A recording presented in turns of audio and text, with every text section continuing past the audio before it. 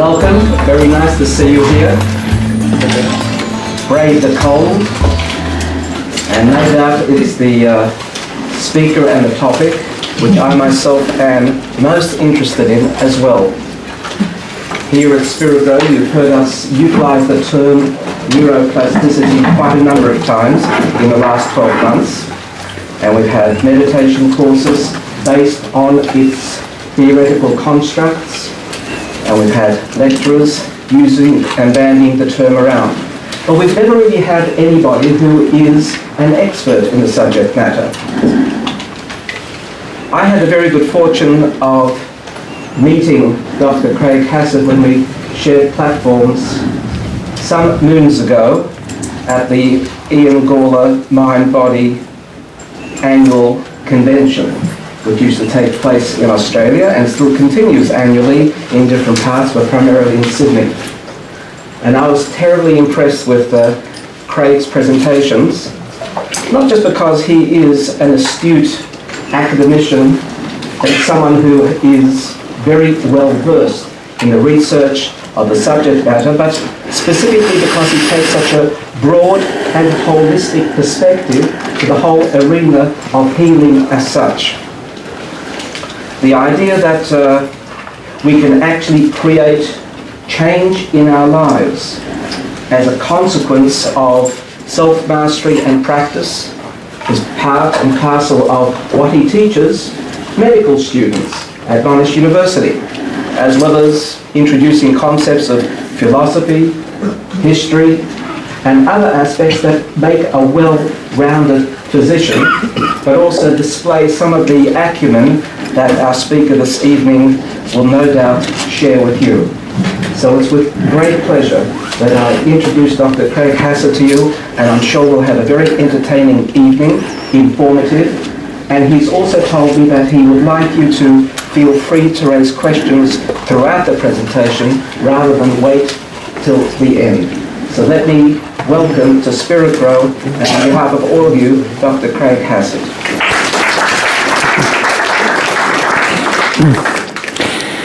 Thank you very much, Rabbi Wolf, for the invitation, the honour of being invited to present to you tonight. It's certainly a topic of great interest to myself. At the outset, I will bow to what I suspect is the collective wisdom in the room. There are probably 20 brain surgeons, neuroscientists, neuropsychologists in the room right now, so please feel free, if you've got expertise you would like to add to the talk and the presentation, please feel free to do that. But I'm going to be presenting about neuroplasticity and looking at it from a number of different angles. And but also, because we're in the environment that we're in, it's not just going to be purely looking at the medical aspects of it as well, but from time to time I'm not going to be able to help myself from getting a little bit philosophical as well. All right, so to talk about maybe some of the philosophical or spiritual issues that one might reflect on when talking about the brain, and which is probably the most complex thing in the universe as far as we know, the human brain. But just two things. If you have got questions as we go, chip in anywhere, ask a question, make a comment, feel free. Don't have to wait to the end. And the other thing is, I've said that I'll be happy to leave the slides, minus the cartoons, on the desktop here, so that if you wanted to look over those, look at the references and so on after the event, you could follow up, and I'll leave them with Rabbi Wolf, and anybody who wants them can have access to them. Okay? So let's get started. Whoops. Oh, doesn't want to move.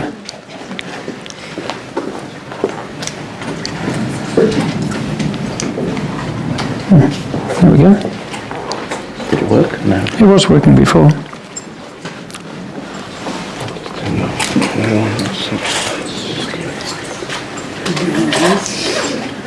Seems to, maybe it's a computer. There we go. Oops. What's happened there? Maybe I can... Oops, there we go. One of us did it. All right. I'll use the arrow. Okay, all right. So firstly, studying the brain. Quote from Mark Twain, studying humour is like dissecting a frog. You may know a lot, but you wind up with a dead frog. Well, I think probably the same could be said for the brain as well. Studying the brain's probably like dissecting a frog. You may know a lot, but you wind up with a dead frog. The brain is an organ that really can only be understood in terms of its functions and its uses when it's in action, when it's functioning. Anatomically, we can certainly study it, but that doesn't really tell us a lot about the brain as a living organism. Whoops. So it says down the bottom there, whoa, watch where that was a good one. Try it, Hobbs. Just poke his brain right where my finger is. All right. So as you can see, these guys are obviously discovering a little bit about the brain's function at the moment. So that's one way of doing it. But in terms of the brain, just a few little pieces of information about it. It's probably the most complex single thing in the universe in terms of its, not just the structure, but the architecture of it, and it's incredibly sophisticated. We hardly even scratch the surface of understanding how the brain works. We don't know how many cells are there, but somewhere between 80 and 120 billion neurons. And each one of those each one of those neurons or brain cells communicates with thousands of other brain cells. So they have all of these connections where they interconnect and send messages to each other. So that puts into the many, many trillions of different connections within one person's brain. There are a lot of supporting cells as well to give it its structure and to keep it all together. And it's roughly the consistency of tofu, all right? So it's not a very sturdy organ. So having a big knock on the head, of course, can really injure the brain very easily. So it's not a very sturdy organ. It's not full of all sorts of fibrous tissue. It's actually full of these neurons and so on. So it's not a very sturdy structure. And brain cells talk to each other. And so for some of you who have a medical background, this will be pretty basic sort of stuff, but for those of you who are new to it, it's helpful to know a few of the sort of elements. So you can see a neuron there, so that's a brain cell. You can see it sending out, it's got one very long fibre called the axon, but it's got lots of other smaller connections and little dendrites. So they're little bits on the end of those connections that lock into other brain cells. And one brain cell talks to another brain cell by releasing these neurotransmitters. And there are little receptors on the surface of brain cells that receive those neurotransmitters that stimulate that brain cell and passes on the message. So it's a very complex system. There are lots of different types of neurotransmitters, and but the issue is that we're going to be talking about today is how the brain wires itself and some of the ways in which it works. Now since the early part of the 20th century, people started to sort of get a bit more sophistication about understanding that particular regions in the brain have particular functions. So you can see certain areas are important for speech, some for forming speech, some for being able to understand speech or make sounds, but others are involved with, say, movement of hands and fingers and arms and legs and so on. And of course, if you have damage to a particular area of the brain, you'll lose that particular function. So a stroke in, say, the area that involves movement, which you can see is this particular fold of the brain up here, that can lead to a person not being able to move an arm or a leg, for example, or one side of the face. So, so if an area of the brain gets damaged, of course, the person loses a particular function. So, now, different areas of the brain light up when we're doing and thinking different things, and it's not just one area, but when we are experiencing something, a lot of different areas of the brain light up. Now you'll notice that one of these is a man's brain, one of these is a woman's brain, experiencing an emotional state. So, so as you can see there, generating emotions. Which one's the man's brain, would you say, A or B? Put up your hand if you think the man's brain is A. Okay, put up your hand if you think the man's brain is B. In response, correct, it's B. All right. So this is a woman's brain A, thinking of a strong emotional state. The man's brain B. So there is, yes. I've heard lights up, but what does it actually mean? What it means is you can measure which areas of the brain are metabolically active. The brain cells are really churning over energy and sending out lots of messages. So you can actually measure that, so the metabolic changes in the brain. You can also measure electrical activity. and which areas of the brain are active in which states. But now with all of these sorts of brain scanners, PET scans and MRI, magnetic resonance imaging and so on, and you can look at the brain when it's actually functioning, but you can also look at the anatomy without having to take the brain out and dissect it, but you can look at the anatomy very closely as well. So these are looking at areas that are getting very metabolically active when you're, experiencing something like an emotional state here. So there's just a little bit of a message here for you, particularly for the women in the audience. If you're having an emotional conversation with your partner and you're looking into his eyes and you say to him, "Isn't there anything going on in there?" and he says no, you need to understand he's not keeping anything from you, all right? There is actually nothing going on in there. So, now, if this was a man's brain thinking about football, who knows? It could be a very different picture. But spiritual experiences and brain activation. There are particular regions of the brain that become very active when a person reports having a spiritual experience as well. So there are particular areas of the prefrontal and parietal cortex, so you can see it highlighted over here. But activity in the temporal lobes of the brain associated with religious and psychological phenomena, including blurring of interpersonal or ego boundaries, so a person having a profound sense of connectedness or oneness, a sense of forgetting oneself and merging into a sense of oneness, I suppose. These are associated with particular changes in areas of the brain that we don't actually understand a lot about. The stuff which area of the brain's active when we're moving our fingers is pretty easy to work out, but these are not areas of the brain where we understand those functions very well. So this is darkest Africa, if you like. Now, from a medical point of view, spiritual experience is just electrical activity in that area of the brain. Probably you could just get an electrode inserted in that area of the brain, just press a button every time you want a spiritual experience, but I don't think it actually quite works like that. From a philosophical or spiritual point of view, you have a spiritual experience, and then this is the area of the brain that lights up in response to that.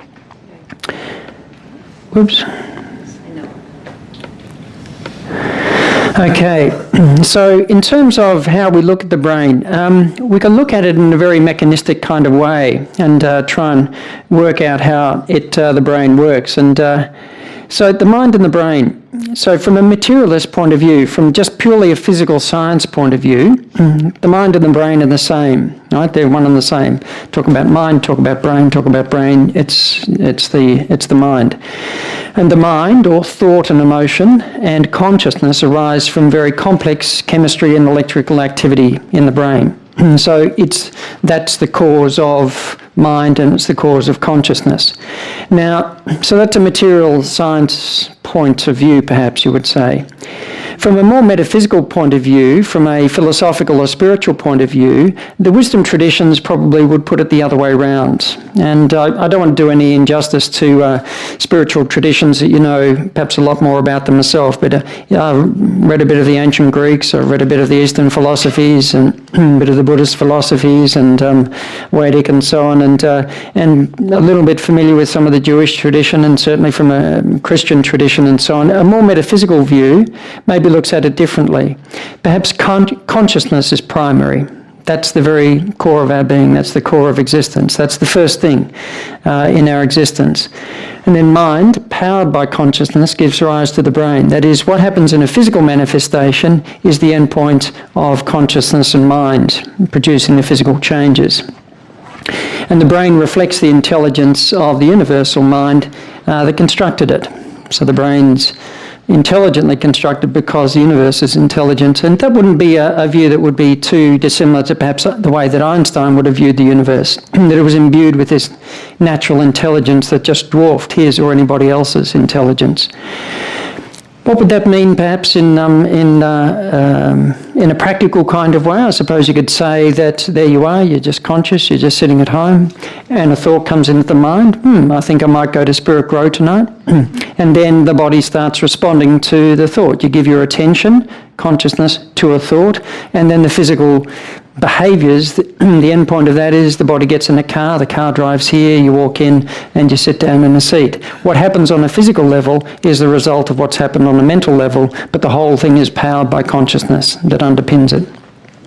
I'll leave it for you to debate whichever you think it is, but there are very different ways of looking at the brain depending on your philosophical perspective, I suppose.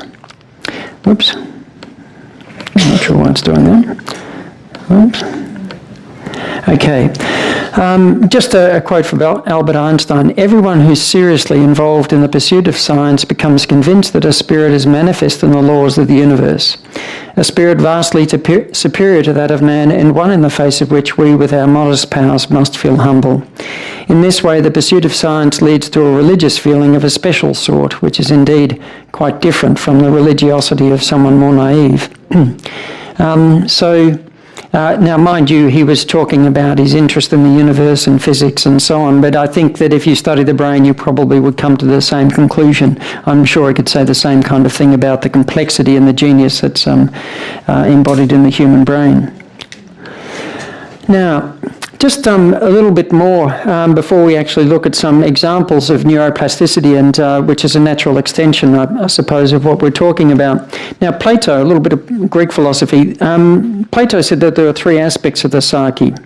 Our reasoning element, if you like, that with which we are intelligent, our emotive element, and the appetitive element. And it's not like one is right and the others are wrong, but all of these three have a basic role to play. And that it's getting those in harmony or balance and having them in their right order is a just and an intelligent human being. Botticelli was actually taught by Marsilio Ficino, who was a great Platonic philosopher in the Renaissance, and these themes are represented in a lot of paintings around that time. Pallas, she represents wisdom. That would be the reasoning or intelligent element. The centaur represents the other two elements. And as you can see, she's giving his prefrontal cortex a little bit of a massage there. Can you notice that? Just the frontal area of his brain? Because that's the area of the brain that's not really working for him at the moment. So the reasoning element governs or tempers or regulates the emotions and appetites, and is necessary for a happy, healthy and just person. So from a Platonic perspective, we had to be governed by the right element of the psyche, or the soul if you like, to be actually healthy, happy and just, that is, a healthy member of society. It is interesting, in terms of modern neuroscience, we pretty much, it's come to the same conclusion, just with a little bit more elaboration, because the prefrontal cortex, the executive functioning area of the brain, pretty much embodies all the kinds of things that Plato spoke about as the higher aspects of the soul or the psyche. Now, executive functioning includes, and importantly, attention regulation. That's probably our most important single executive function. That is, to know where our attention is, to be able to prioritise where the attention needs to be, and for the attention to go there and stay there. So that's attention regulation or attention training. It's very much at the core of mindfulness, to be conscious, not just in terms of being mindful practicing meditation in the chair, but to get out of the chair and be mindful in our day-to-day life. But if the attention bit works all right, then all of the other elements work well as well. So working memory or short-term memory. Does anybody here ever, for example, forget where your car keys are? Anybody ever do that? In fact, the other day a lady was saying, car keys, I forget where my car is. Now, where's the attention at the very moment the car keys are being put down? It's on the next thing. Yeah, not paying attention to this thing, the mind's already gone on to the next thing, which means we didn't pay attention to what happened now, so it doesn't register in memory. Attention and memory are absolutely intimately linked. No attention, no memory. Now, if the attention's working all right as well, then it's easier in terms of reasoning and decision making, so to make good decisions. Emotional regulation. Now, that's just a fancy term, for example, being able to manage especially difficult emotions well. So if, for example, an angry impulse arises, but we're not very aware, the words are out of the mouth, the action's happened, the anger's been expressed, and perhaps in a very unhelpful way, maybe in a very inflammatory way, maybe in a very destructive way. So if we're not aware, the person says, oh, I didn't have any choice, I didn't have any control, it just bang, it happened, and now, what do I do about it? If a person's aware and if a person practices things like mindfulness, then the attention regulation area of the brain becomes more responsive, but also the emotion regulation capacities improve as well. So all of a sudden this little window of opportunity opens up. The emotional reaction arises, but the person's aware of it in the process of it arising. There's this little opportunity to notice, oh, that's interesting, look at that, that's anger. Feeling very tempted to say something, gee, that would be very inflammatory in this situation. It's almost like in a split second the person's got a capacity to notice and then to discern about whether or not to express it, or if to express it, then how to express it. Now that attention working for the person to be present and aware opens up that window of opportunity to choose that is not open if the person's not aware and is just acting on automatic pilot. It's very much related to impulse control as well. Impulse control is not very easy for young males. Has anybody ever noticed that? Either speaking as a young male, having gone through your own adolescence, or maybe in terms of having an adolescent male at home. This area of the brain's the last one to develop. It develops in late adolescence and early adulthood. It's the last area to develop. And it develops later in males than in females. That's probably not surprising to you. So we often sort of say young females tend to express more maturity and emotional intelligence, for example, than young males of the same age. So that area of the brain is very important. That would embody all of the higher aspects that Plato would have spoken about. And then you've got the limbic system, which is like the emotion centre of the brain, and the mesolimbic reward system. So that's the appetite area. And that's very important for living and doing all the things we need to do to survive. Yes? Sorry, I see a point there, directs immune system. Yes. Is that related to mindfulness, or is that something that just carries on its own? It's all interrelated. So the prefrontal cortex is also, and the limbic system are both very important for regulating the immune system as well. So until the mid-70s, we didn't understand that the brain talks to the immune system and the immune system talks to the brain. And when they started to trace the chemicals that immune cells make and which areas of the brain they talk to the emotion centre, and they also talk to the prefrontal cortex, so this frontal area of the brain. And this area of the brain is very important for helping to regulate the immune system. So the area of science that involves that's called psychoneuroimmunology. And so if, for example, but mindfulness is related as well. So just to illustrate one study that I was going to talk about later, but we might as well talk about it now. You get two groups. One, people are working in day-to-day life.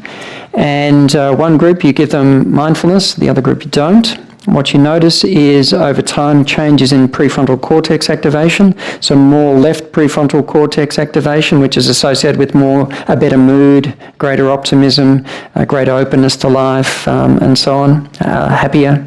But also we know that more activation in that area of the brain is associated with better immunity and greater resistance to infections.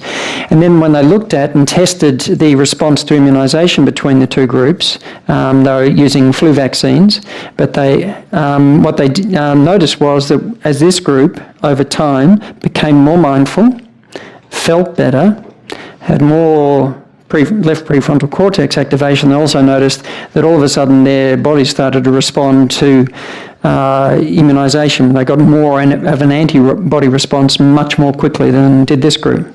So this was one aspect of their immune function that they measured. Does that make sense? Yeah.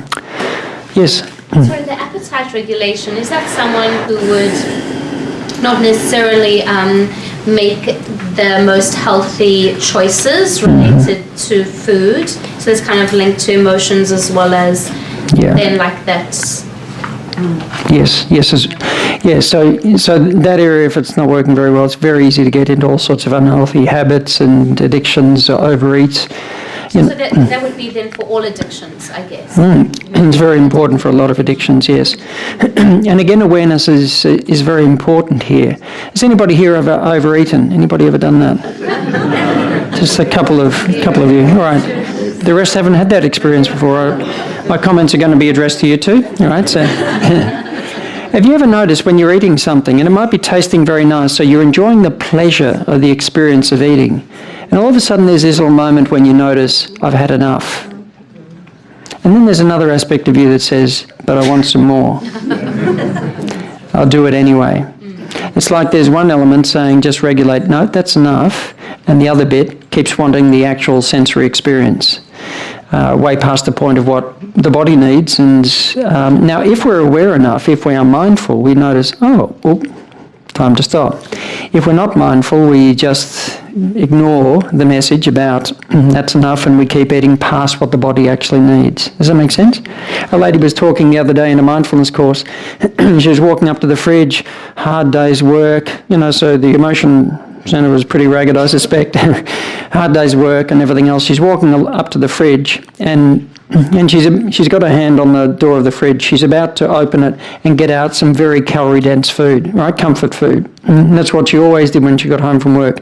But she's in the middle of a mindfulness course, and all of a sudden, as she's putting her hand on the fridge door, she becomes aware of what she's doing, and she becomes present, and she just becomes aware of her body. And what she said was interesting was she noticed that her body wasn't at all hungry. She just noticed that the body didn't need food. She was just doing it out of habit. And without trying to stop eating or anything else, she just decided, I don't need it. She just took her hand off the fridge and walked away. Now, there was a mindful moment of appetite regulation. Does it make sense? Okay. All right, so let's move on. Now, neuroplasticity is a word that's used, but it's not a new idea. James Allen, as a man thinketh, so he becomes. And there are just many formulations of a similar kind of notion over a long period of time. A more recent formulation, Hebbs was one of the first sort of really well-known neuroscientists around the middle of the last century. Neurons that fire together wire together. You can see one nerve cell there. This is an electron micrograph of one nerve cell communicating with thousands of other cells. Every time we think something, every time we do something, every time we behave in a certain way, the circuits in the brain that are being activated are becoming stimulated and reinforce the connections in those areas. So it's like giving a workout to those circuits. Other circuits that are not being used get pruned back because they're not being used, right? So through disuse. So it literally affects the number of connections of these cells. So when a circuit is being stimulated, it stimulates the neurons to make more connections, to send out more of those little connections and connect with other neurons. So it increases the complexity of the brain in that particular area. Does that make sense? Now, if we haven't done something, then the brain's not wired to do that other thing if we haven't done it or over a regular basis. Yes? When you say it stimulates the neurons to make other connections, are those new physical connections that sort of permeate the brain, or are those just wires that are activated by virtue of the chemistry within it? All of the above. So new connections, new dendrites, sending out new projections. And it does seem that if we really practice and reinforce something, the brain has a capacity to stimulate new brain cells, right, which we didn't, and we're going to come back to that shortly, but the brain's actually stimulated to make new cells in those areas that are getting a workout as well. So just a little practical demonstration of neuroplasticity, or its opposite. Just cross your arms if you're happy to cross your arms for a moment. Now, did anybody really have to think very hard about how to cross your arms or not? No. Now, you may or may not be aware, but you cross your arms the same way every time. Now, what I'd like you to do is to cross your arms the other way.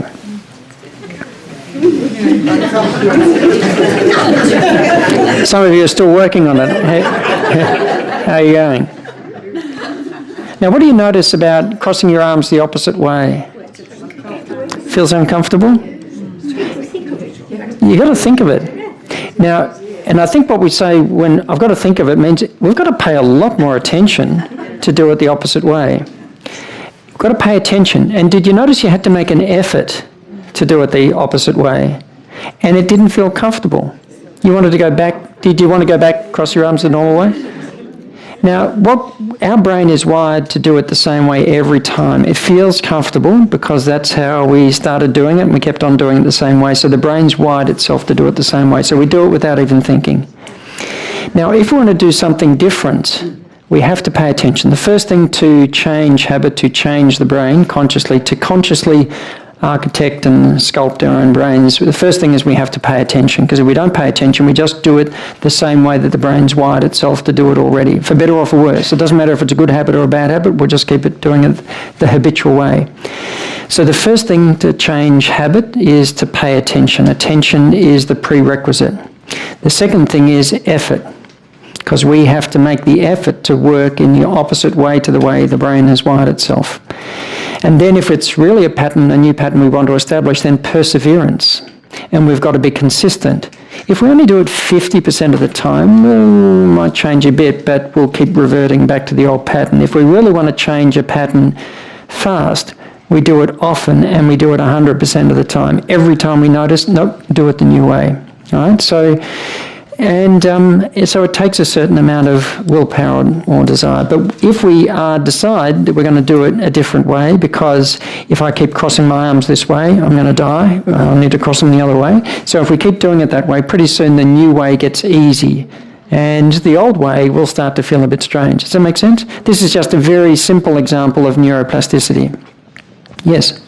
What creates or causes us to do it this way originally?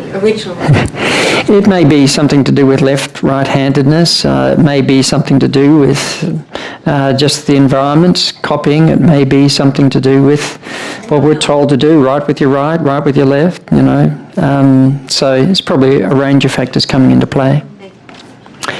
So now, let's talk a little bit about the brain and development. Now, I'm actually referring here to studies that were done on rats, but I didn't have any rats on my my iMac at home, so these are bunnies, all right? So you're going to have to put up with bunnies because I didn't have any pictures of rats. Now, just giving an example, lots of nurture. So if, for example, a rat or a bunny, but for argument's sake, a rat is getting a baby rat's getting lots of nurture, then it changes the brain serotonin. That's the chemical that's associated with good mood. So the brain stimulates a lot more serotonin. So the rat feels happier, basically. That would be the chemical associated with feeling happier. But it stimulates the brain to make more of a genetic enzyme to switch on cortisol receptor production. What that means is it activates the brain's chemicals that are associated with it being able to activate and switch off the stress response. So the stress regulation mechanisms of the the little baby rat start to actually really get well laid down. And that leads to high levels of cortisol receptors. That means that the brain is being wired to be able to manage stress better, to switch off the stress response, and you've got a happy bunny.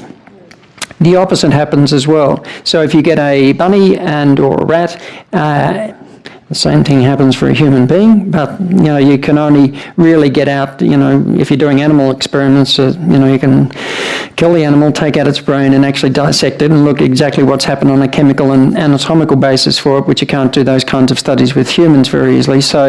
But the opposite happens as well. So a little baby rat in a very deprived situation does not develop these chemicals, does not develop the cortisol receptors that are needed to manage its own stress response, is much more stress prone and much more prone on a biochemical basis in its brain to have future mental health problems. Maternal and child stress and brain development. It happens actually before the early stages of nurture. So these are studies looking at in utero, so that is the fetus when it's just weeks old in the uterus. And so, for example, this is the first study up there, the risk of schizophrenia in offspring. They're looking at women who were pregnant in Holland during the First World War at the time of the German invasion of Holland. And women who were in the first trimester of pregnancy during that incredibly stressful period of time, in the first trimester had virtually three times the rate of schizophrenia in the offspring. Why? Because all of the mother's stress chemicals that were her cortisol response and everything else and inflammatory chemicals were flooding the placenta, crossing over and affecting the fetal brain development. So that fetal brain was actually, its development was being impeded, and it was switching on and not helping the brain and the genetic switches in the cells of the brain to actually regulate themselves very well. These other studies looking at women who experience extremely high levels of stress during pregnancy, and of course we mentioned about early nurture, there's much more likely that those children are going to have mental health problems in their later life. So we want to care for the mental health of kids. We'll really start caring for the mental health, particularly of a pregnant woman. But of course, we now understand through the study of epigenetics, which I'm not talking about tonight, but this is generational. So what happens for one generation will actually change the genetic imprinting, and that'll be passed on to the next generation, the next anyway. So these things are almost generational as well. So these things, what's going on in a mental and emotional state is having a very big influence on the way that the brain is wiring itself and all the genetic levers and switches that are being set. Yes? Would you say there's a certain age where it's essential to get that, a lot of the nurture? Would you say that it's even across a whole lifetime, the more nurture you get, the more serotonin you produce? Yes, yeah. But these are particular times of major, where it's so much more in flux. And so what age would you say is when What they found was the most, say for the risk of schizophrenia in the offspring, the first trimester of pregnancy was far more important than the later stages of pregnancy or getting pregnant in the months after that major stressful event. And young children, well again, the younger the child, the more important that is. It never loses the effect, but these things are much more in flux the younger we are. The brain, though, never, and then what we understand about neuroplasticity, though, these days, is that we used to get taught, the brain wires itself in childhood, and after early childhood to sort of adolescence, then it's just set in concrete. It doesn't change after that. We now know that's not true. The brain never loses its capacity to wire and rewire itself right into old age. It never loses that capacity. But the younger we are, the more important it is. Yes? They mentioned in that article why was it schizophrenia and no other mental illnesses? Why was it just that?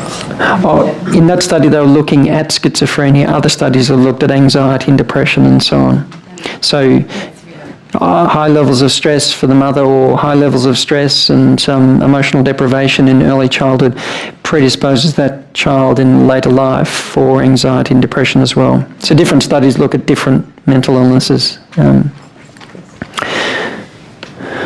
All right, now, attention. This little fellow on the right, would you say that he's very much in the present moment, paying attention, interested, engaged? He's done no meditation training at all, just very naturally gifted at paying attention.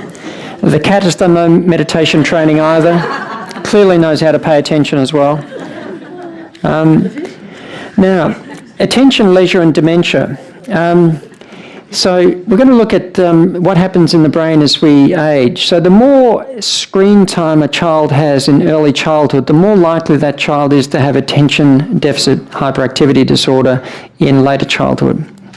The brain needs actual interaction with the sensory environment. Screen time does not stimulate the brain in the way that the brain wants to be stimulated. So watching somebody build something on television could be very interesting. A child getting out into the park and building something is very different. So when I was a child growing up, we lived not far from Gardens Creek, and we used to go down there, and not far from the golf club there, and we used to build dams, and we used to go catching yabbies and stuff, and they weren't very good dams at all, but anyway, we're getting out in the environment as kids and doing stuff. Now that's a sensory engaging experience. The brain needs stimulation to actually wire itself, because if the brain's not getting that kind of sensory interaction with the real environment, being replaced by a virtual environment, the brain doesn't get the connections it needs, finds it a lot harder to actually pay attention. So attention deficit, we are creating an environment in which we're breeding attention deficit problems. It doesn't just happen in childhood. 4-year-olds, yes? There's also something, all the adults that we see in front of computer screens nowadays, I'm just wondering, would that be the same for them then, in terms of just both the kind of connections within their brain as well as for their learning capabilities, and then how that links to maybe Alzheimer's and dementia and everything else? Yes, we're going to come back to that in a moment. Yes, the adult brain needs real experience as well. It's not like, don't ever sit in front of a screen, but it's like... There are people who sit like maybe 70% of their waking hours. Yeah. Most of the studies look at leisure time, what we do in a leisure time, and I'll refer to some of those because that's a much bigger body of scientific literature than looking at how much screen time you have in your work time. But so we'll flag that question and return to it shortly. This is a study in the journal Pediatrics, and they're looking at executive functioning in 4-year-olds. So you can measure executive functioning in 4-year-olds, like able to pay attention, not be too impulsive, get on with your peers around you to actually remember things. Anyway, they did an experiment where they got 4-year-olds, and one group, they gave them 9 minutes of a fast-paced cartoon. SpongeBob SquarePants was the cartoon they used. Has anybody here seen SpongeBob SquarePants? Right, I've never actually seen an episode of it. Now, the adults in the room, you need to take care because what SpongeBob SquarePants does to the executive functioning of adults is probably far worse, all right? But anyway, so 9 minutes of SpongeBob SquarePants, 9 minutes of a slower-paced educational cartoon, or 9 minutes of, I think they gave them a drawing activity. And then they looked at their executive functioning just after 9 minutes. After 9 minutes, the executive functioning in the SpongeBob SquarePants group changed very significantly, but in a downward direction. Everything I measured about executive functioning was worse in 4-year-olds after 9 minutes of SpongeBob SquarePants. It didn't change for the other two groups. Now, it's not just the media, the fact of sitting in front of the screen, but the kind of media is having an effect on brain development as well. The attention being wrenched around all the time, stimulus, and it just, for a developing brain is not a good picture at all. Now, attention is a big problem these days. Albert Einstein, any man who can drive safely while kissing a pretty girl is simply not giving the kiss the attention it deserves. So, one of the biggest problems for brain development these days is multitasking. This is an example of complex multitasking, and the odds ratio for a motor vehicle accident while driving a car and talking on a mobile phone, 4.1. So that means it's 410% of what it is on average, which is in the ballpark of a 0.08 blood alcohol level in terms of the impact that has. Studies suggest that texting while driving increases the risk of a motor vehicle accident 23-fold. I just saw there's some more articles in the paper about that today. Yeah, so we think we can do two things at once, and we can, but we just can't do them very well. Why is that? This is a study, if you're interested in the research for kids in this area, Clifford Nass is a researcher who's done more research on this than probably anybody else. This is a quote from him on the performance of extreme multitaskers. So the kind of thing, the kids are online, they're doing homework at the same time, they're on Facebook, they're texting somebody, they're watching telly, they're eating dinner at the same time. Do you know any adolescents like that? Anyway, okay. Now, kids are really good at all this. Well, actually they're not. If you measure executive functioning in any way, the kids perform worse. So these are kids doing 5, 6 or more things at once all the time. It turns out multitaskers are terrible at every aspect of multitasking. They get distracted constantly. Their memory's very disorganised. Recent work we've done suggests that they're worse at analytical reasoning. We worry that it may be we're creating people who may not be able to think well and clearly. Kids say they like it, and they find they're not so happy when they're not doing it because they're addicted to doing it. If they're not doing it, it's like pretty much their mind's bouncing off the walls. It's not a good habit to get into. Yes? Why a lot of women, I won't say every woman, because many women complain that men are not capable of multitasking, and we sometimes pride ourselves that we can,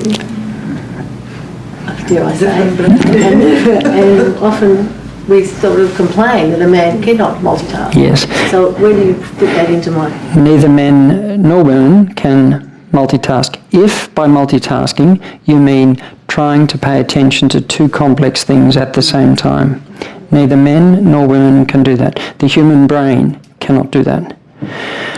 Come on, wait a sec, I'll go back. I'll come back to that in a moment.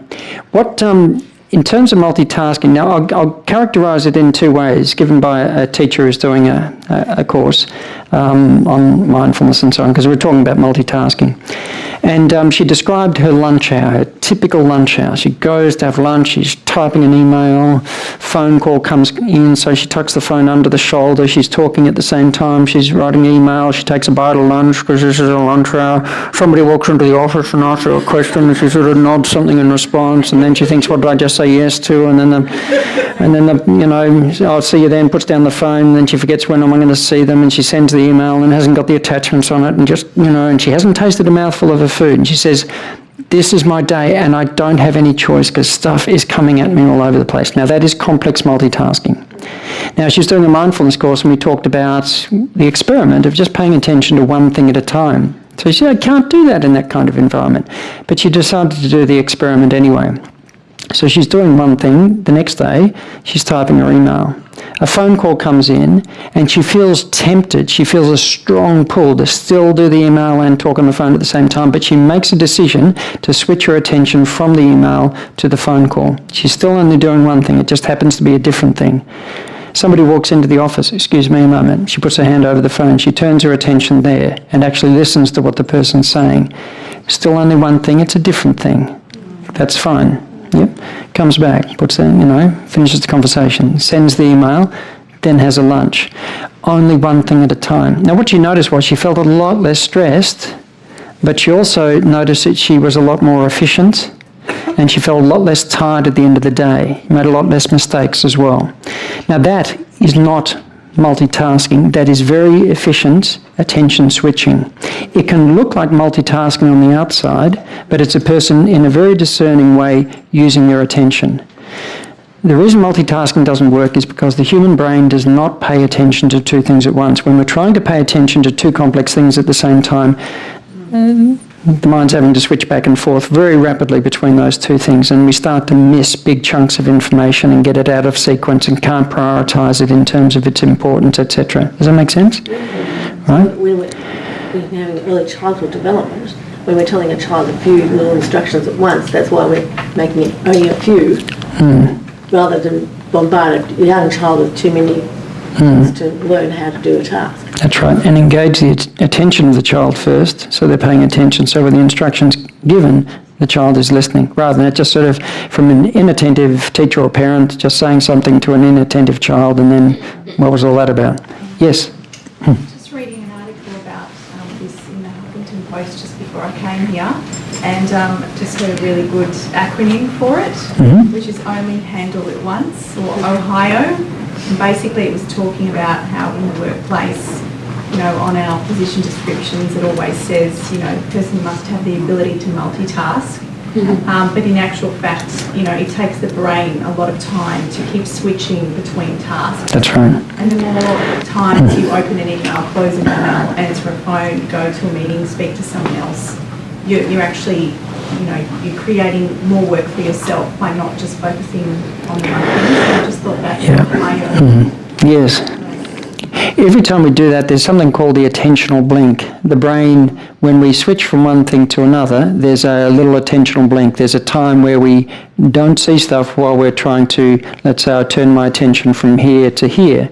So there's a 0.2 to 0.5 second gap between attention disconnecting here and re-engaging there. That's an attentional blink. It's just stuff I miss. And if we're moving attention back and forth, all of a sudden I'm missing a lot more than I'm actually seeing. And I can't prioritise what's relevant from what's not. It just starts to become a real mash. So, yes? This may not be relevant, but in relation to creative problem solving, so when we come up with a difficult problem we've got to solve, sometimes it's best to put it away and come back to it, and sometimes the answer comes to us. Yes. So we're consciously thinking of the problem. Yeah. In fact, we've stopped thinking about it, which is probably related to how the mind works. I mean, we're obviously not thinking about the task, but our mind is processing the task. Yes. Very often, a lot of what we call thinking about a task is actually complicating a situation. The mind, if you like, in the prefrontal cortex, when we're thinking and worrying in this way, just gets pretty much clogged, if you like, with a whole lot of, oh no, I can't work it out, and no, I got to, what's this, what's that, oh no, it's too hard for me. And there's a whole lot of thinking going on, and very little of it useful or relevant. So the funny kind of way, thinking less, and then engaging attention in a calmer way, very often it's much easier to just see and get perspective in the moment. And there are examples of this. Da Vinci was often described when he was going to do something very creative. He would stop and almost, I don't think they wrote about what he said he was doing, but almost like stop and just almost meditate in front of the canvas before he would paint. And the same's been said of Einstein too. Sometimes when we're working on a complex problem, they look over and there's Einstein sitting in the corner very quiet. He's just sort of withdrawn, eyes closed for some time, then all of a sudden, say, absolute gem. Yeah. So it's not the amount of thinking, but the quality of thought. We don't need very many thoughts, but just the relevant ones. Yes? I might be going off on a tangent here, but what happens when you're having a conversation with someone and you're discussing a film and then they can't remember the title of that film, and then they say, that film that Robert De Niro's in, and then instantly you can't remember the name of that film, but then the minute you stop and you're thinking, what is that film? And you know it, you walk away, you go do something else, and then you remember it. That's right. It's not unrelated to what we're talking about. Stop thinking. Yes. So is that the intention, is to actually stop, re-gear, do something else, and then it comes back? And very often when we're trying to remember something, we're actually getting quite stressed about it, which actually... The more stressed we are, the more we interfere with that prefrontal cortex, which is trying to get stuff from the memory centre of the brain and so on. So when we feel stressed and pressured, we will often find that we remember less. And funnily enough, we just stop, settle. Very often it's easier to access the thought. Yeah. All right, so let's move on. So come on, Dad, shoot the apple, shoot the apple. Unknown to most historians, William Tell had an older and less fortunate son named Warren. So this is about the time that William Tell really trained his attention. So exam stress and performance. So when we're getting very stressed, we're interfering with the area of the brain that's trying to process information and so on. So that prefrontal cortex, and it's not unrelated to when we're trying to remember something as well. So that area that's processing information and doing mathematical problems, it pretty much gets clogged with anxious preoccupation, doesn't work very well. So that area of the brain gets sabotaged by stress.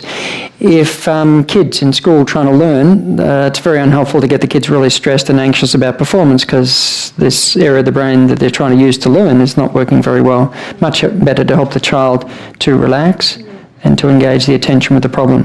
When I used to tutor a lot of mathematics, when the first couple of years I left university, I used to, as a sort of part-time job, I used to do quite a lot of tutoring in maths for year 12 students, because I really enjoyed maths. The biggest challenge was to engage, somebody who's struggling with maths, was to engage the attention with the actual mathematics.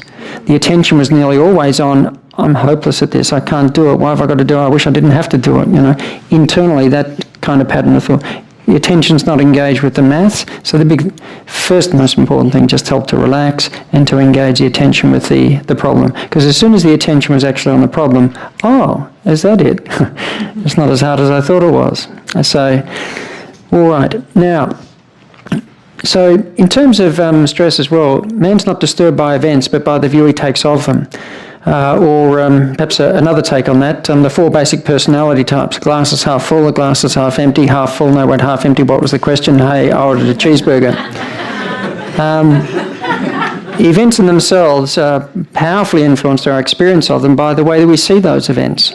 So Richmond beat Carlton in the first match of the year. Anybody overjoyed at that prospect? All right, I'm a Richmond supporter. Any Carlton supporters here are decimated, absolutely distraught by... Terrible. It was, you were grieving for weeks and weeks and weeks. Anybody here couldn't care less whether Richmond won the first game of the season? Same event, perceived very differently. So Now, chronic pain in the brain. So how we perceive and experience things has a big effect on what goes on in the brain. These are studies looking at people with experiencing chronic pain syndromes, and there's lots of different chronic pain syndromes. But there are a couple of things that go on for a person who's experiencing a chronic pain syndrome is, firstly, a hypervigilance for the pain. So the attention's always scanning for the pain, and then an emotional reactivity to the pain when it's noticed. No, it's not there again. Is it going to get worse? I can't stand it.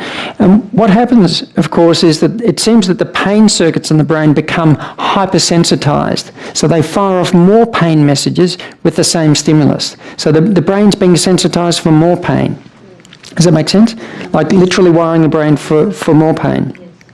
It's not that the person's making it up. The person is experiencing the sensations, but it's like the volume's been turned up on the pain mechanism. So now, of course, the opposite works. And training in things like mindfulness, for example, helping a person not to be preoccupied about the pain, to notice it if it's there, but not to have the attention fixated on the pain, and not to be so emotionally reactive to it. So in a funny kind of way, to be more matter-of-fact about, oh, there's that sensation, that's okay. It's like, all right, just happen to be more interested in this at the moment. So it's, in a sense, learning to reduce the emotional reactivity, of course, is wiring the brain in the opposite direction. Yes? Does that then carry over into sleep? Mm-hmm. So, you can have a pain that wakes you up. Yes. But if you can sort of soften down your reaction in the waking hours, would it then flow over into the sleeping hours? Yes, certainly can.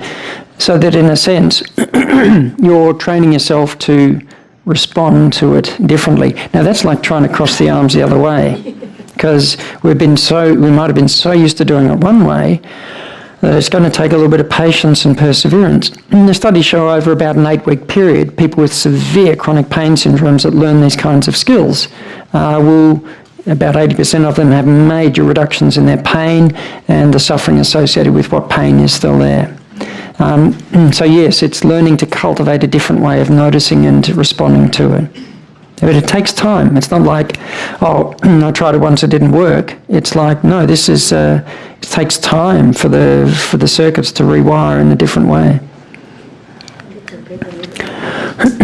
Now, Charlie Parker's private hell. As you can see, Charlie Parker's clearly not coping very well with this environment. Now, musical training and neuroplasticity. So you can see here on the left, children's brains, 5 to 7, so listening to music, adult brains, non-musicians, and adult brains of musicians. They're illustrating the areas of the brain that respond in the experience of music. So a person who's got the ear trained to music, to hear music, it's not just the sound areas, but the emotion areas and the rhythm areas and all sorts of areas of the brain become far more responsive. So a person's trained in music, the whole brain, or large areas of the brain anyway, light up in the experience of music, much more so than an adult who might be similar in lots of other ways, but is not so experienced with music. It's even known as well that if a person, and some concert musicians will notice this, that they've got long-haul flights from one place to another and they don't have an opportunity to perhaps rehearse, but if they are mentally rehearsing their music, then they're stimulating the areas in the brain, not just associated with the sound, but also associated with the finger movements as well. So that's like a use of a visualization that's exercising the brain to reinforce an ability, like playing music.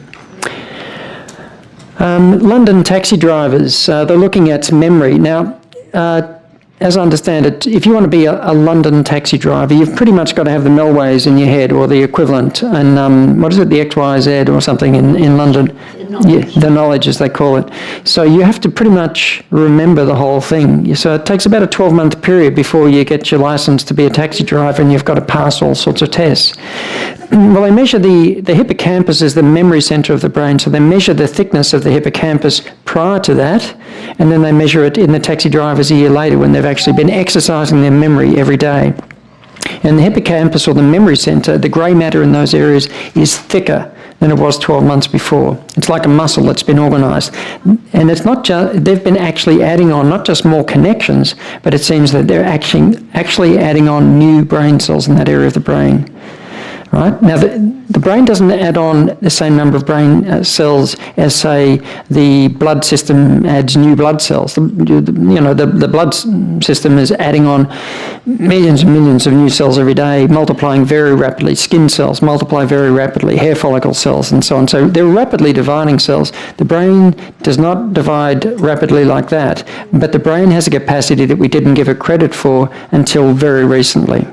But these are just studies where they measure, these people before and after they actually acquire the knowledge.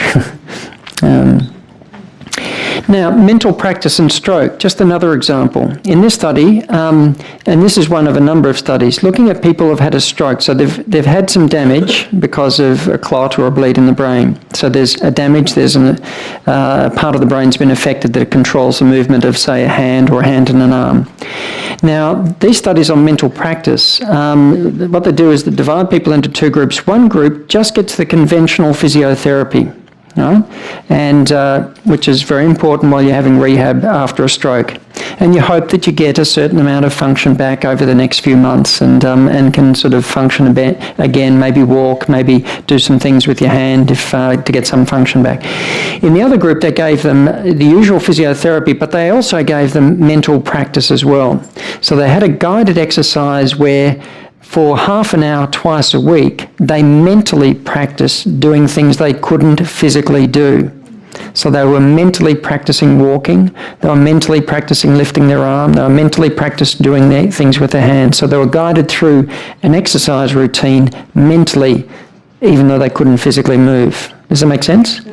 What they found is that the group who had the mental practice as well as the physiotherapy rehabilitated faster and better and got more function back than the other group. And what seems to be happening is that it was whatever connections were still there, the brain was being stimulated to try and make more connections, or sometimes the brain can find a different way of getting a message around, use a different pathway, if you like, to get a different message through. Does that make sense? So the brain, and again, this is just an example of the brain wiring or adapting itself, but used on the basis of thought. Right? On the basis of thought. Excuse me, what does RCT mean? Randomised controlled trial. So you get two groups and you make them look, like that they're randomised, so they're very similar. So the chances are you've got very similar group age, level of disability, risk factors, etc. And so you're trying to do that to see if the effect is what you can attribute to the intervention you've given, and it's not just because, all the poor rehab prospects were in this group and that was a really good rehab prospects were all in that group. That's why they did better.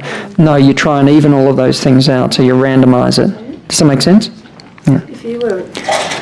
Yesterday I visited someone who had a stroke. And I don't know when she had the stroke exactly, but anyway, I asked her would she like me to massage her hands before we were doing what we were going to do afterwards. And she really enjoyed it and told me afterwards that she really appreciated the indulgence of the hand massage. Would that give her any response to what's going on in her mind or brain? Could be. I mean, certainly it may well be relaxing her, engaging the sensory areas, but yes. Would it be a follow-up after, like she was going to have her evening meal later on? Would that help her sort of her coordination maybe or something? Would it make a difference? I can't quote you a study to sort of say that, but any sort of stimulation and using, because if through disuse an area is not being used, forget that, it's all gone now, then whatever connections are there are going to be through disuse, prune back even more. So any stimulation, any effort is going to be a step in the other direction. So I couldn't say, I can't quote you a study on that, but I'm sure it helped. Yes? In case of a stroke that happens and it resulted in lack of speech, lack of able to speak, is there any way to bring it back? Most of these studies on mental practice have been looking at movement and not speech. It'd be very interesting to see a similar study for speech. Who knows? Who knows? I was just wondering, could they replace the actual damaged tissue with new tissue altogether, rather than just finding another pathway through it? Or well, it seems that through stimulation and effort, the brain tries to establish new connections. To some extent, may be able to make some new cells that can wire up. Are you talking about some kind of stem cell kind of implant or something? experimental and hypothetical at the moment, yet to be proved. Who knows? Maybe 50 years from now, might be able to.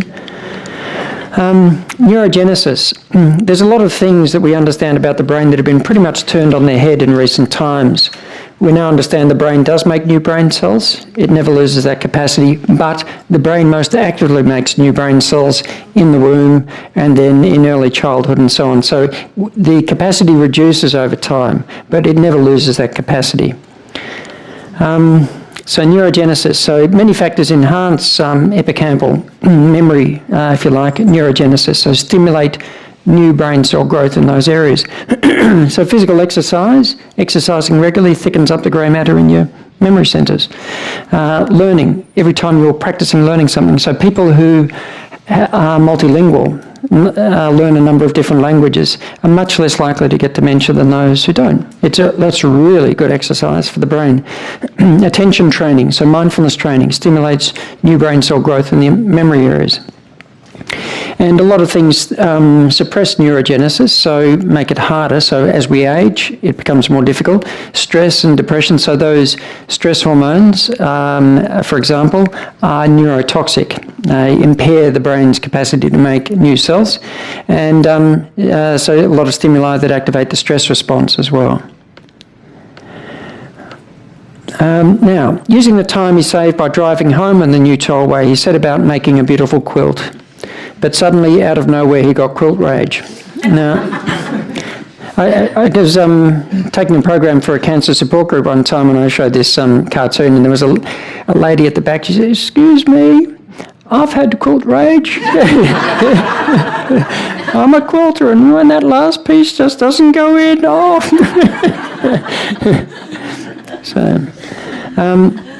When we experience the stress response, there's a whole lot of things that change. It's not just adrenaline. There's a lot of chemicals we pump out.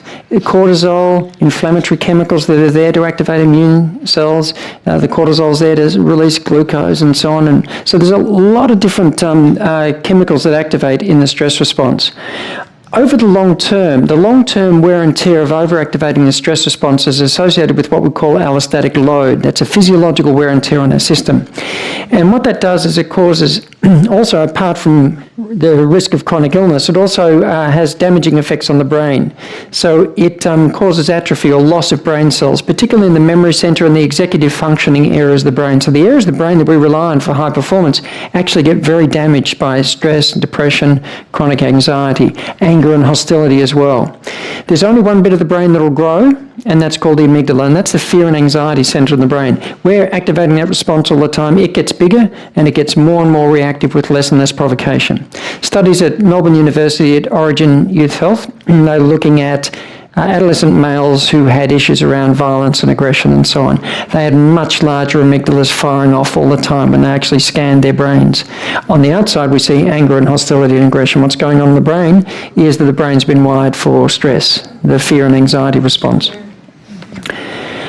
So stress in the brain, I won't go into it too much, but some of the symptoms associated with depression are also the activation of these stress chemicals activating on the brain. It's not just about serotonin, it's about other chemicals as well. These inflammatory chemicals, if we gave you a dose of them, you would start to experience a lot of the symptoms associated with the flu, for example. And that would include low appetite, lack of motivation. That's nature's way of putting us to bed while the body's trying to recover from a serious illness. But when we're activating those responses all the time, a lot of the symptoms associated with depression are because these chemicals are acting on the brain. Dumb bunny and smartass. Now, one of these guys is exercising his brain and the other one's not. And just to come back to the question we flagged before as well. So attention, leisure activities and dementia. When we're paying attention, the brain's being exercised in a very healthy way. When we're not paying attention, the brain slips into what's called default mode. So default mode's a distracted state of worrying about the future, dredging up the past, daydreaming, negative self-talk and self-criticism, depressive rumination is a form of default mode. So it's a distracted state. Have you ever had a conversation with somebody, you're talking to them, and they're nodding and grunting in all the appropriate places, all of a sudden you realise they're not paying attention to a single word you're saying? The person slipped into default mode. It might have happened to you on one or two occasions as well. Now, and it's interesting that the areas of the brain associated with the fault mode map very closely with the areas of the brain that get affected by Alzheimer's disease. I should mention as well that allostatic load, the areas of the brain that are targeted are also the areas that get affected by Alzheimer's disease. So poor mental health is a risk factor for Alzheimer's disease as well. Now, as we mentioned before about for child brain development, but also leisure activities and the Alzheimer's disease risk. So if a person has a lack of diversity in their leisure activities, less time spent on them, and basically their leisure activities are very passive, and the number one passive leisure activity is watching television, then when they looked at people over a 40-year period, the risk of Alzheimer's disease was nearly 4 times as high, compared to a person who has very active and engaging creative leisure activities that are stimulating and exercising the brain. Want to maintain our brain, then give it things to engage with, things to be creative with, interacting. You know, coming here, you're going to walk out after tonight. Your grey matter's going to be about half a metre thicker in your hippocampus, and so the brain needs exercise. So to come back to it, back to the question we flagged, if the brain as an adult over a long period of time does not get that stimulation, it's sort of like not using it, those areas get pruned back. Yes? Sometimes you just want to turn off your brain. You just need to tune out. Not being aware sounds like it means being alert. Alert but not alarmed. There's a difference between being alert as in engaged. So you could be sitting down just relaxing and just taking in television and really watching it with purpose and interest and engagement and so on. And I suspect, although the studies don't tend to look at that, I suspect that's quite a different state to just sort of sitting there and not really taking much in at all. Does that make sense? What if you really do want to just lie there and space out? And then you'll go into that default of memories or future worries or that just because you're letting your mind wander. Sometimes you need to do that. Well, if you're consciously deciding, I want to think about something, you may actually be quite mindful. If you're just there in a distracted state and you don't even know you're distracted, and you're in a distracted state and you can't engage your attention again even when it needs to get engaged again, and you practice that so much, you've forgotten how to pay attention, how to engage, and you don't realise when you're in a dream world and when you're actually present, then that's a very unmindful state. And that's not associated with a healthy brain. No, you can be creative, or you can just sit there, and if you really need to chill, then just sit down and do nothing in a very mindful way, of just be present. And that's the deepest form of rest. Yes? Could I ask you, listening to a lecture when you're driving, is that dangerous, like being on a mobile phone? If you're really, really listening to the lecture, you're not paying attention very much to what's on the road. If you are really paying attention to what's on the road, which I would say while you're driving a car at 60 or 100 kilometres an hour is priority number one, then you're not really taking in much of the lecture. If somebody measured your comprehension at the end, you'd probably gotten a few sound grabs. If it's really something you want to listen to, then listen to it with purpose when you don't really take in very much. You've probably noticed that. Yes? When you're engaging with idle time, such as checking Facebook, can that be a habit? Like when you keep... You tell me. Can it be a habit? And can you break that? I mean, is that a habit? Like you have this urge to check. Yeah. It's thought that... Some studies suggest that probably about 25% of young people now have addictions to media, which would share a lot of the same characteristics of addictions to other things as well. A lot of the medical students, we teach them mindfulness as a part of their medical course at Monash. So it's core curriculum, they all learn it and so on. And they come back after a week or two and say, I didn't notice when I'm sitting at my desk how little time I'm actually paying attention to what I'm doing. Like, there I am, I'm sort of homework, and all of a sudden I realise I'm on Facebook again. How did I get back onto Facebook? I didn't even see it happen. It's a low awareness habit, yeah. I just as a sort of the opposite side of the coin, this is looking at people in their mid-70s and comparing people who have very interesting and active, engaging lives and leisure activities and comparing their brains to 20-year-olds. They've got very similar brains to 20-year-olds. Their brains are very young. older people, the same age, even if they don't have Alzheimer's disease but have very little engagement, very little interest, and so very little interaction, even if they don't have Alzheimer's disease, they've already got the protein deposits in the brain that are associated with Alzheimer's disease. So these changes are well underway. So this is saying, really, if we want to keep our brain young, we exercise it and interest it and engage it and be creative and make things and do things. Does that make sense? Yeah. So I'm not going to get through all of this. How long when would you like me to stop? Because there's... Around midnight. Midnight, okay. All right, good. You've probably just elicited a stress response in a large portion of the audience there, but yes. How does reading fit in there as a leisure activity? Very good. Reading is one of the forms of exercise for the brain. I've heard it said, although I haven't looked at the studies on this, reading in hard copy stimulates the brain in quite a different way to reading off the screen. Now, I can't say too much about it because I haven't actually seen the studies. I've just heard a few people talk about studies they've looked at that the brain may engage in quite a different way reading off hard copy. I always like to read off hard copy. I sort of take in a lot more than off screen. Yes? I listen to talking books because of eye problems, and I found to my amazement that my retention and my understanding and my being able to see the structure of the story is stronger than when I was reading on the printed page. Yeah, isn't that interesting? You're engaging all those auditory areas in your brain, and yeah. Well, it's better to read the book or to do what the lady is saying, because I've got so many books now. I start buying books on the CD, and it's giving me pleasure. My brain gonna have the same benefit, or it's better to read? I'm not sure. I'm not sure if it's different for different people, but if you're really sitting down and listening to that is very different to just putting it on in the car while driving and just getting a kind of a general impression of what's there. So the real reason dinosaurs became extinct, so it's all lifestyle related. I'm going to move through a few things very quickly.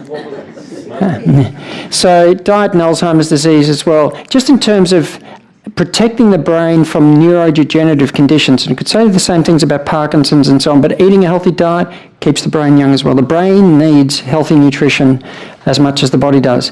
In fact, children, adolescents who have very poor quality nutrition are nearly twice as likely to get clinical depression as adolescents who have healthy nutrition. The brain needs nutrition as much as the rest of the body does. Exercise and cognitive decline. Again, if we exercise, keeps the brain young.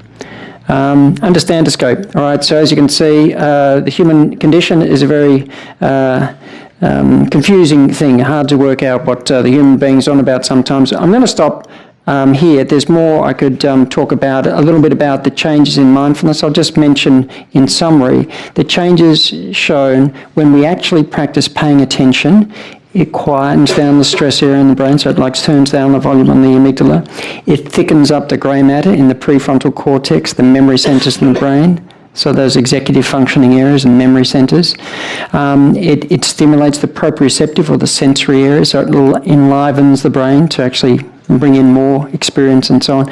So the studies that have looked at the longer that a person's practiced paying attention and being conscious, the better the brain is functioning and the younger it is, all right? The signpost, yet to be absolutely proved, but the signpost points towards significantly reducing the chance of getting dementia. So looking after the brain is very important to have a healthy lifestyle, not just looking after the heart, but looking after the brain as well.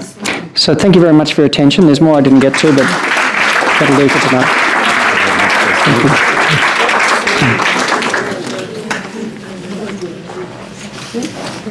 One of the basic tenets of Jewish spiritual teachings is that everything's in a constant state of motion. There is no such thing as absolute stillness. Nothing in the cosmos is still. Not even the chair that you're seated on, as you will find out if you put it under an electron microscope. Everything's in a constant state of motion. However, the human being has got the capacity to be able to direct the motion in such a way that it creates positivity as opposed to negativity. One arena is health and wellness. And what we heard today in passing is how our direction of consciousness through mindfulness actually has a profound effect on the physicality of our body. You actually learnt this evening that the way you think and the way you feel actually creates different growth of the brain itself, which is in a constant state of motion. That means that we're very, very powerful.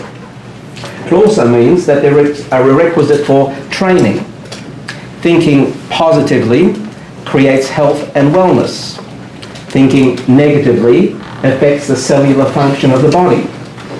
And there are many other dimensions.